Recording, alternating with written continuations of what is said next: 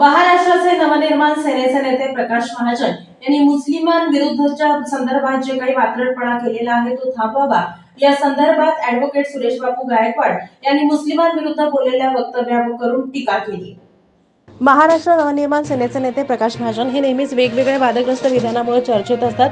त्यांनी नुकतेच मुख्यमंत्री लाडकी बहीण योजनेचा लाभ मुस्लिम महिलांना देऊ नये असं फाजील वक्तव्य करून स्वतःच्या बुद्धीची दिवाळखोरी जाहीर केली आहे। वास्तविक राज्य अगर केंद्र शासनाच्या प्रत्येक योजनांचा लाभ मिळवण्याचा हक्क आणि अधिकार संविधानानं प्रत्येक नागरिकांना देशवासियांना दिलाय आणि असं असताना विशिष्ट जाती धर्माला टार्गेट करून वादंग निर्माण करणं अत्यंत चुकीचं आहे।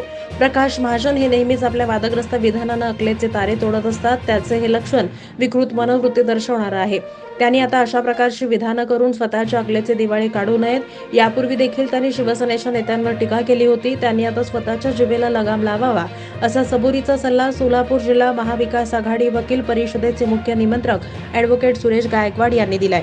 या योजनेमध्ये अशा लोकांनी त्याचा फायदा घेऊ नये, कारण आता डोमिसाइलची अट ज्यावेळेस तुम्ही रद्द केली आणि त्यात तुम्ही काय सांगितलंय की रेशन कार्ड, आधार कार्ड किंवा निवडणूक कार्ड असलं तरी या योजनेला तुम्ही अर्ज करू शकता। त्या बांगलादेशीकडे रेशन कार्ड आहे, त्यांच्याकडे आधार कार्ड आहे, त्यांच्याकडे निवडणूक कार्ड आहे, याला तुम्ही फायदा देणार का त्याचा? दुसरी गोष्ट अशी आहे की मुस्लिम धर्मियामध्ये एका माणसाला 3-3 बायका आहेत, तुम्ही त्या 3 बायकाला योजनेचा फायदा देणार?